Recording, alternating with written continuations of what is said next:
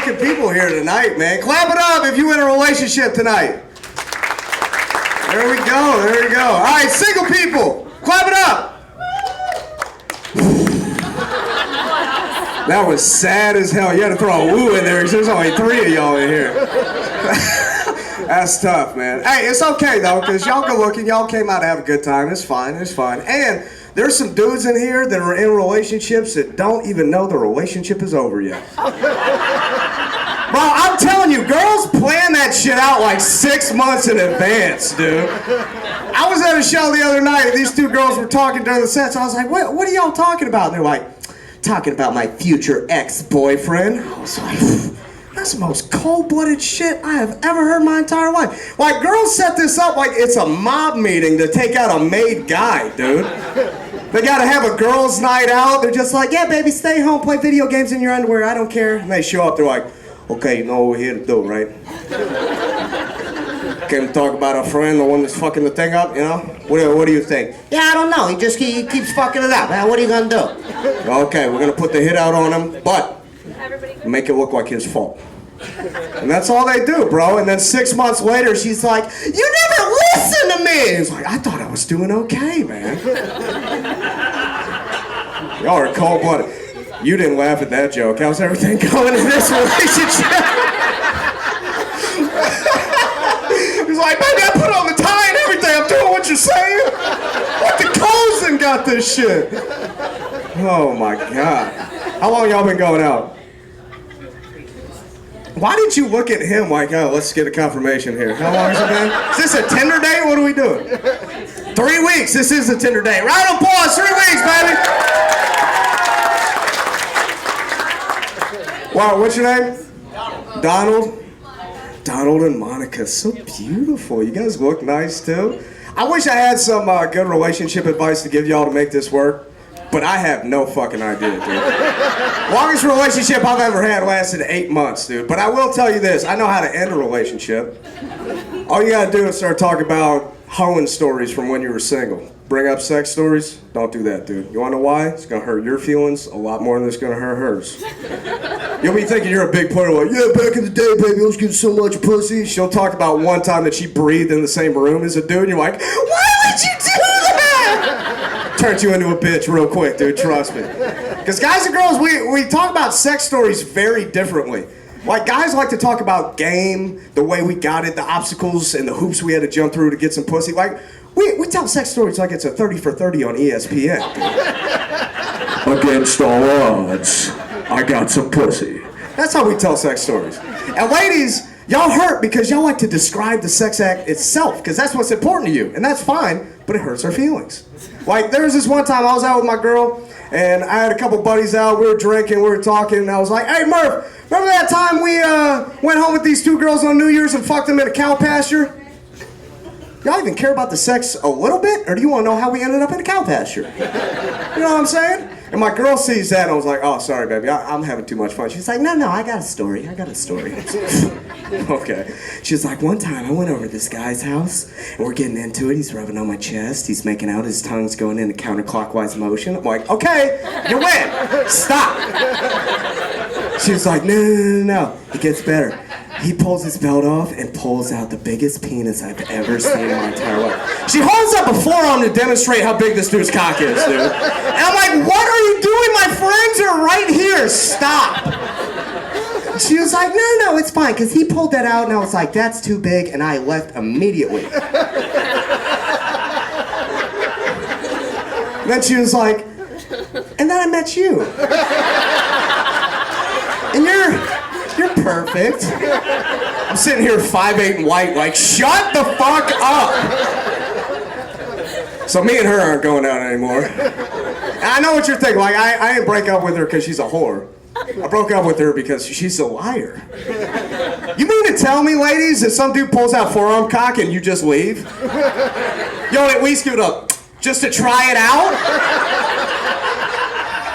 It's so stupid, dude.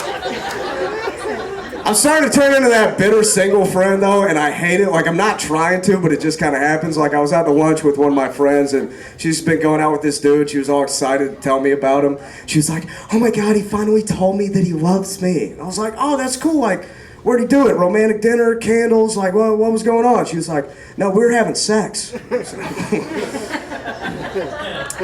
Okay.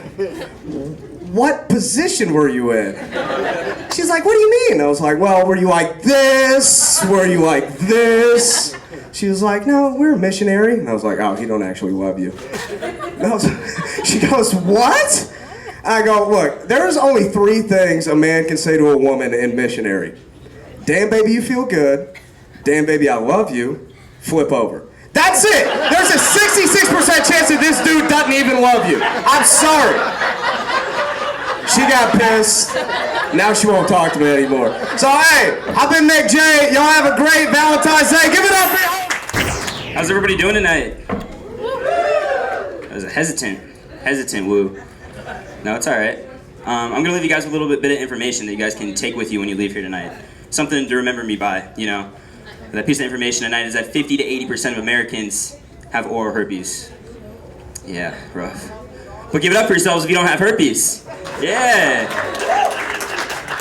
Pay attention to who didn't clap, ladies and gentlemen. Because that's the difference between a good Valentine's Day and a bad one. Not the kind of unforgettable night I think you had in mind. Ooh, I don't know. They got pitchers of liquor. Anybody drinking a pitcher of liquor? Yeah?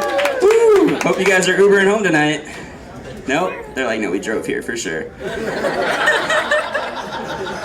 Hey, don't let those pitchers of liquor start making you honest tonight, bro. That's all I gotta say. That pitcher of liquor, however, convincing you later, like, "Hey man, we're in a really good spot in our life for a kid, and it'll actually be really good for us." It's a mistake. Don't do it. It's a mistake. What I'm really saying is keep the peace. Keep the peace, everybody. Have a good night. Ladies, don't look through his phone. It's gonna ruin your night. I can tell you what's on there. That guy, eyes just got wide. He was like, "Dude," he's like, "You let her onto my trail." That was rough. I don't know. It's crazy. You just got to remember the golden rules. Like, don't talk when you're in the front row of a comedy show. No, I'm just kidding. I'm just messing with you guys. No, you guys got to remember the golden rules, right? Keep the peace if you're not on the lease. Be on time with your release.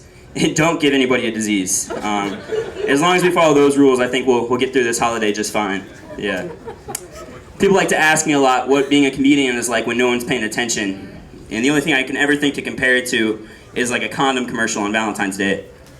A lot of effort went into being ignored, so that's how it. I think we're about to be back to the masks, which I think is silly. I don't think we ever used them like we were supposed to. I think we all used our masks a little bit like condoms. In the sense that we brought it with us, every intention to use it. But most times, 3 minutes in, it was on the ground and we were just hoping for the best. If it were to ever break, wherever I may be at, then I have to act like it didn't break. So I can get kicked out of whatever I may be inside of at the time. Or if I do get caught, then I think of something real clever on the spot, like, "Oh my God, I'm so sorry, didn't even realize." Either one's just as dangerous, really. Mask break, somebody comes directly up to you, coughs in your mouth, boom, COVID, you're in the hospital. Objectively, a little bit worse. If your condom breaks, you're in the hospital for childbirth, you know? And I say this because I birthed a child about a year ago. Yep. Get some weird looks when I say that, but he came out of me before he came out of her, so screw you guys.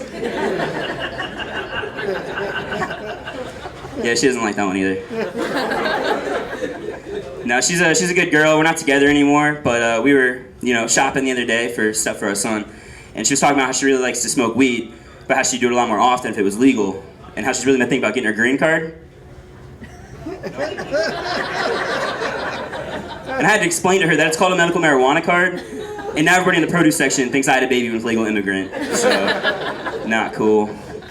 As I said, my son's about a year old, and I'm doing a lot of crazy things, doing and selling drugs before I had my son. I knew all that stuff had to stop. Yep, he's about a year old, and as I said, he sells the drugs now, so works out pretty well. I'm gonna act like I didn't fuck that up. We're gonna keep going. Responsibilities. Hell yeah, man. You got a kid? Yeah. Cool. I don't really care anymore. It's all right. Sorry to do that to you. No, I feel it. Oh, God. Yeah, I don't know. I think it's scary dating nowadays, you know what I mean? Because we're not together anymore. And COVID came back like the Jonas Brothers, or NSYNC if you're a little bit older. You guys don't know who the Jonas Brothers are? No, but you got COVID, you got STDs, you got trauma from past relationships, and it's not like buying a used car, okay? I can't go online and see the previous owners. There's no Carfax for the pussy, okay? The pussy facts, if you will. Because if there was, then I'd show up to the first date with the eHarmony profile printed out, right? And I'd be like, listen, I'm really liking what I see so far. I just need to know if there's frequent maintenance kept up on it. And what the vagina mileage is, and I'd love to take it home today. That joke always divides the room a little bit, but I'll tell you fellas, it would be just as fucked up if they flipped the script on us, right? Asked us what the dick facts were. Like, whew, that's classified information. The dick facts is that I went to 3 different leases in the past year, all which came back with complaints. Goes out for a test drive 4 times a day by the dealership, and only has a 2.5-star rating on Yelp. So, no, you cannot see the dick facts. Thank you guys. Get home safe tonight. Happy Valentine's Day. I've been Zach Thomas. But like, I don't necessarily hate being a big guy. There are some things that I don't like people make assumptions about you when you're fat. Like, thing I hear all the time is like, oh, you've got saggy titties. These things stand at attention, people. Alright? They're kind of like chameleon eyes. They stick straight out, just not necessarily north and south. And they move in wild directions.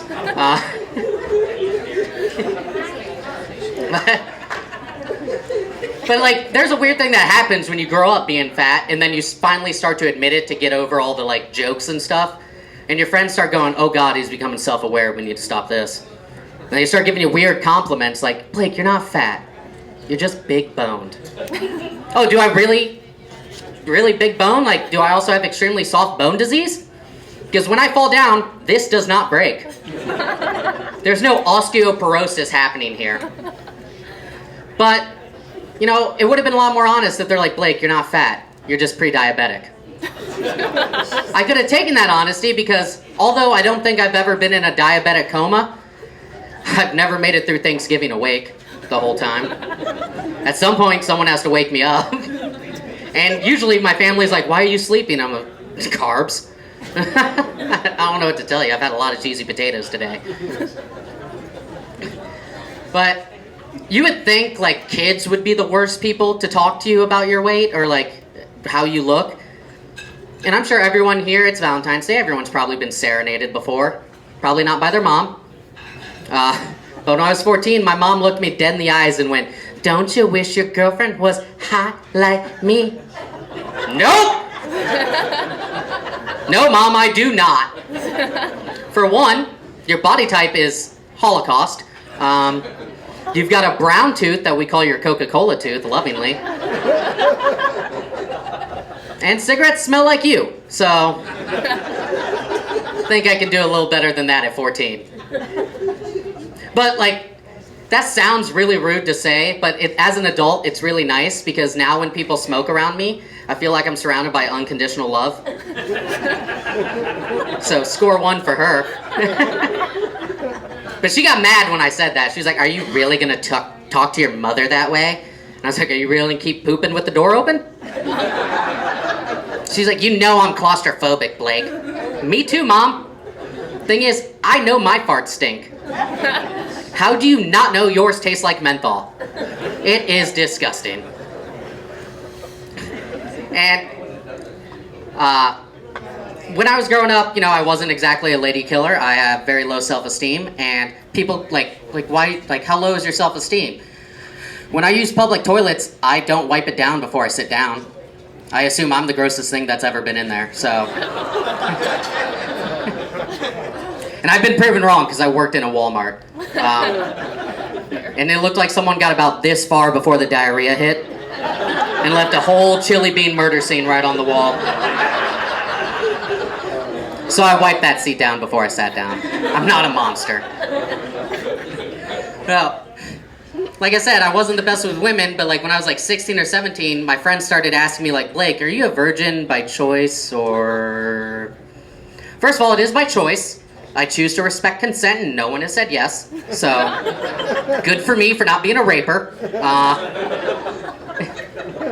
But no, I knew what that question was. They're like, Blake, are you gay? And I get it. I know what I sound like. But the 3 gayest things I've ever done in my life was, well, 1, I wrestled. And 2 fat dudes sweating and rolling around, breathing heavy on each other is at least gay adjacent. 2, I do Google LeBron James's name at least 6 times a day. I just want to know what that man's up to. I love him. I don't know what to tell you guys. But by far the gayest thing I've ever done in my life is I've looked another man in the eyes while eating chicken wings. And if you don't think that's gay, you don't know what sucking the meat off a garlic parmesan bone does for me. It is a wild affair.